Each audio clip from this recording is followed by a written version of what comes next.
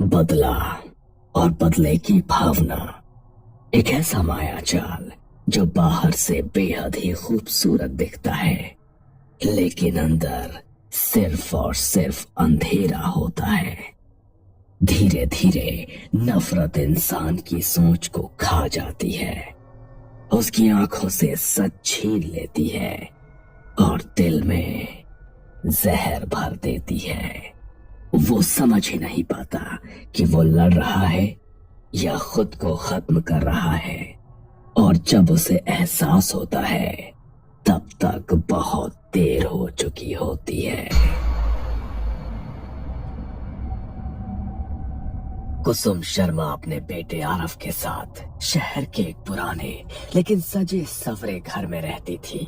Aarav college जाता था, अपनी पढ़ाई और दोस्तों में व्यस्त रहता था। कुसुम ज्यादातर वक्त घर में ही रहती, लेकिन एक बात थी जो आरव ने सालों से नोटिस की थी।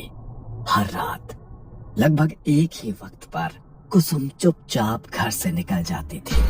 न कोई वजह, न कोई जवाब। आरव जानता था कि उसकी माँ रात में घर पर नहीं होती, लेकिन उसने कभी सवाल नहीं किया, क्योंकि माँ की आंखों में वो अजीब सी चमक देख चुका था जिसके बारे में सवाल पूछना आसान नहीं होता। एक दोपहर आरव अपनी दोस्त नेहा को घर लेकर आया। मैं ये नेहा है, कॉलेज की दोस्त, नोट्स लेने आई है। कुसुम ने पहली बार नेहा को देखा। साधारण सी लड़की, साफ आंखें, भोली मुस्कान। कुसुम मुस्कुराई। आओ बेटा, बैठो। चाय लोगे या कुछ मीठा? नेहा सोफे पर बैठ गई। कुसुम सामने बैठी और बातों बातों में पूछने लगी। तुम्हारा पूरा नाम क्या बताया तुमने? नेहा सिन्हा आंटी। सिन्हा? अच्छा, तुम्हारे पापा क्या करते हैं? पापा विवेक सिन्हा प्राइवेट कंपनी में हैं। कुसुम की उंगलियों ने कुर्सी को कसकर पकड़ा। आवाज भी नॉर्मल थी, लेकिन अंदर कुछ हिल चुका था। अच्छा, और मूल रूप से कहाँ के हो तुम लोग? गांव से ही आंटी, वही चंद्रपुर। वही गांव। कुसुम का भी वही था। अब शक गहरा हो चुका था। और तुम्हारी मम्मी रिया सिन्हा, वो भी पापा के साथ उसी कंपनी में काम करती हैं।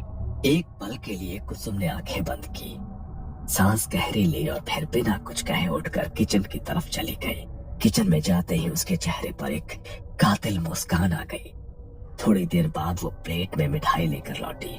घर की बनाई मिठाई है बेटा, खा कर देखो। नेहा ने मिठाई खाई और मुस्कुराई। उसे क्या पता था ये सिर्फ मिठाई नहीं थी। कुछ देर बाद आरव नोट्स लेकर आया और नेहा के पास बैठ गया। आरव बेटा, दोस्त बहुत प्यारी है तुम्हारी।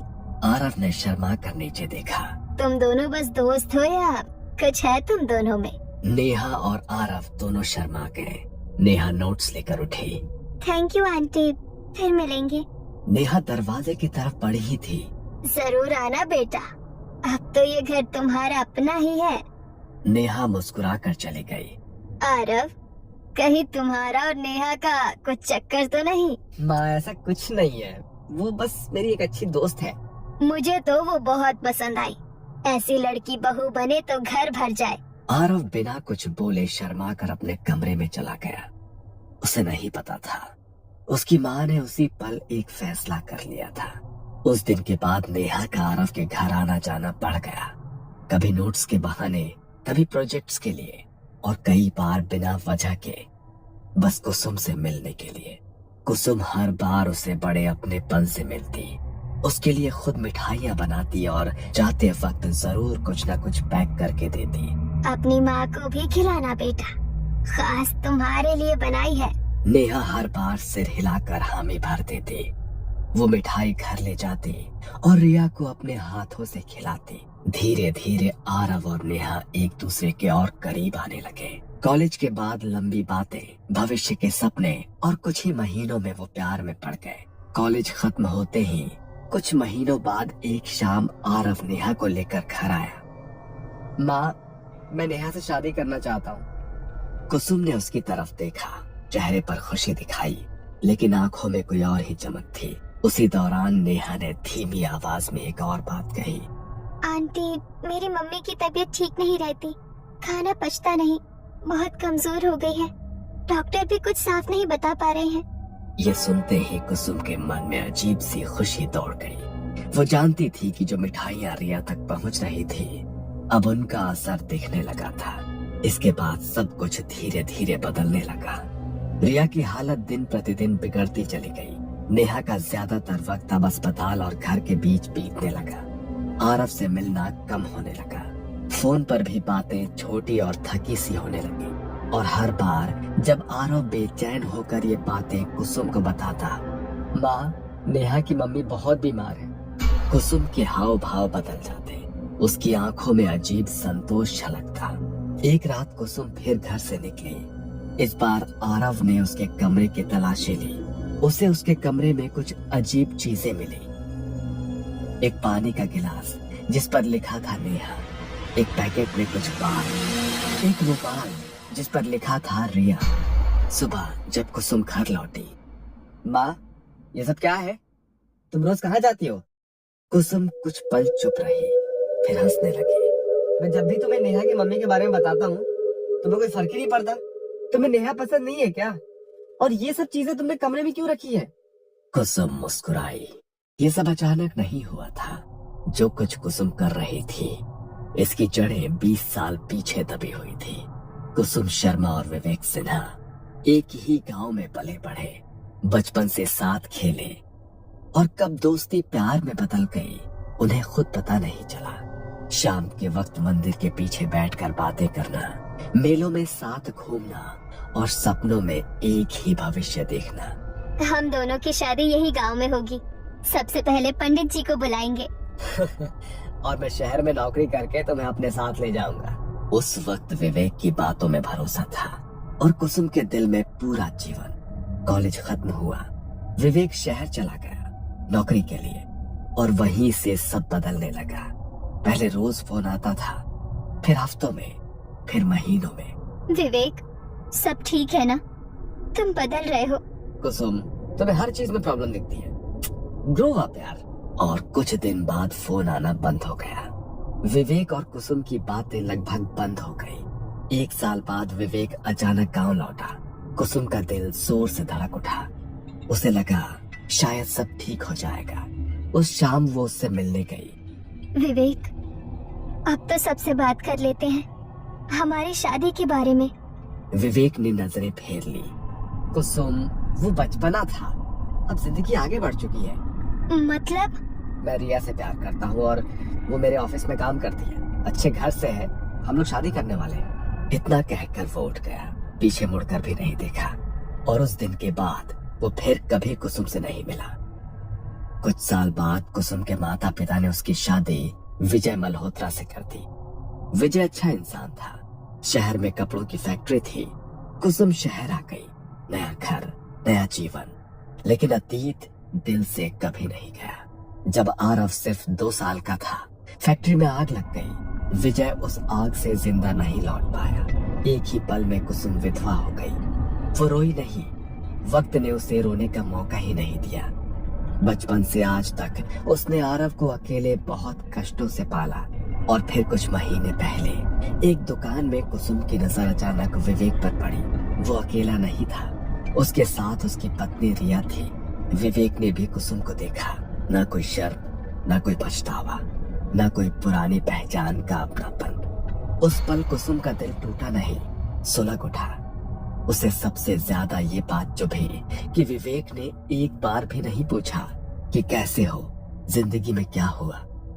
उस दिन कुसुम ने फैसला कर लिया, उसकी हर खुशी मैं छीन लूंगी विवेक, जैसे उसने मेरी छीनी थी।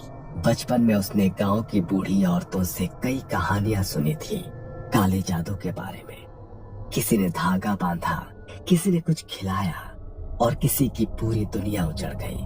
तब उसने हंसकर टाल दिया था, लेकिन अब उसे वही रास्ता सही लग रहा था। वो छुप छुप कर काले जादू का प्रशिक्षण लेने लगी। हर रात घर से निकलती और अंधेरे में अपने अंदर के अंधेरे को और गहरा करती। और जब उसे पता चला कि नेहा विवेक की बेटी है, तो उसे लगा भगवान ने खुद उसे बदले का रास्ता दिखा दिया है। मिठाइयाँ, बाल, नाम लिखा गिलास, रुमाल, ये सब इत्तेफाक नहीं था, ये सब मैंने ही किया है। इतना ही नहीं, मैंने ही नेहा को तुमसे प्यार करने पर मजबूर किया है। मेरी दी मिठाई खाकर ही वो तुम्हारे प्यार में पड़ी है। और जब तुमने उससे शादी की जिद पकड़ी, मैंने जानबूझकर रिया को बीमार कर दिया ताकि नेहा अपनी बीमार माँ को छोड़कर तुमसे मिल ही ना पाए। शादी की बातें, भविष्य के सपने, सब कुछ कुछ महीनों के लिए टल जाए। मैं चाहती हूँ पहले रिया टूटे, फिर नेहा और आखिर में विवेक। रिया बीमार पड़ चुकी है, दवाई अब बेअसर हो रही है और अब पीछे हटने का कोई रास्ता नहीं है। रिया अब ज्यादा दिन की मेहमान नहीं है। आरव रात भर सो नहीं पाया था। अगली सुबह आरव का फोन बजा। आरव, मेरी मम्मी नहीं रही। आरव के हाथ से फोन छूटते छूटते बचा। उसकी आंखों के सामने अंधेरा छा गया। वो दौड़ता हुआ कुसुम के पास गया।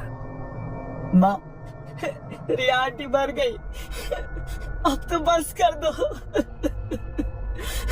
अब तो तुम्हारा बदला पूरा हो गया ना। कुसुम की आंखों में एक अजीब सी ठंडक थी। नहीं आरव, अब नेहा की बारी है। ये सुनते ही आरव फूट फूट कर रो पड़ा। माँ, मैं हाथ जोड़ता हूँ, नेहा को बख्श दो माँ, नेहा को बख्श दो। मैं किसी से कुछ नहीं कहूँगा। रिया आंटी को मारकर तुमने विवेक को तोड़ दिया है। प्लीज अब रुक जाओ, बस अब रुक जाओ माँ। लेकिन कुसुम के चेहरे पर जरा भी पिघलन नहीं थी। नेहा को भूल जा, मैं उससे अच्छी और सुंदर लड़की तेरे प्यार में फंसा सकती हूँ, अपने वश में करके। नहीं माँ, मैं नेहा से प्यार करता हूँ, प्लीज। उसने जोर से दरवाजा बंद किया और आरव को कमरे में कैद कर दिया। कई हफ्तों तक आरव कॉलेज नहीं गया। नेहा को चिंता होने लगी। एक शाम वो खुद आरव को ढूंढती हुई उसके घर पहुंच गई और कुसुम इसी पल का इंतजार कर रही थी। कुसुम ने दरवाजा खोला। आओ बेटा, अंदर आओ, तुम बहुत थकी हुई लग रही हो। नेहा अंदर आई। उसकी आंखें सूजी हुई थी। रिया कैसी थी आखिरी दिनों में? नेहा की आंखों से आंसू बहने लगे। पहले उन्हें उल्टियां होने लगी, फिर कुछ भी खाती तो सब बाहर निकल जाता, कभी कभी खून भी निकलता। कुसुम ध्यान से सुन रही थी। हर शब्द जैसे उसके दिल को ठंडा कर रहा था। पापा ने हर बड़े डॉक्टर को दिखाया, पर किसी की दवा काम नहीं आई। आखिरी दिन मम्मी ने जोर से चीख मारी और बस वो शांत हो गई। उस पल कुसुम के चेहरे पर सुकून उतर आया। कुछ देर बाद, खाना खा लो बेटा, मैं भी तुम्हारी माँ हूँ। नेहा मना नहीं कर पाई। ये वही खाना था जिसमें तंत्र मंत्र से तैयार आखिरी जहर मिलाया गया था। खाना खाते ही नेहा की आंखें भारी हो गई। वो बिना आरव से मिले घर लौट गई। अगली सुबह कुसुम ने आरव का कमरा खोला। कल नेहा आई थी, बहुत बातें हुई हमारी और वो खाना खाकर चली गई। आरव को अजीब सा डर लगा। उसने नेहा को फोन किया। फोन विवेक ने उठाया। नेहा बहुत बीमार हो गई है, ठीक वैसी ही हालत है जैसी उसकी माँ की थी। आरव दौड़कर नेहा के घर पहुंचा। नेहा बिस्तर पर पड़ी थी, कमजोर, डर से कांपती हुई। आरव, मैं मरना नहीं चाहती, मेरी मम्मी भी ऐसे ही तड़पी थी, मुझे बचा लो। आरव कुछ नहीं कर पाया। वो घर लौटा और माँ के पैरों में गिर पड़ा। माँ, बस करो, मैं तुमसे भीख मांग रहा हूँ माँ, प्लीज। लेकिन कुसुम नहीं मानी। कुछ ही दिनों में नेहा की भी मौत हो गई। जब ये खबर आई, कुसुम के चेहरे पर एक भयानक मुस्कान थी। लेकिन आरव ये सब सह नहीं पाया। जब कुसुम कमरे में पहुंची, आरव पंखे से लटका था। उस पल उसके हाथ कांप गए। विवेक की जिंदगी तो उसने बर्बाद कर दी थी, लेकिन अब उसकी अपनी दुनिया भी खत्म हो चुकी थी। उसे उस बाबा की याद आई।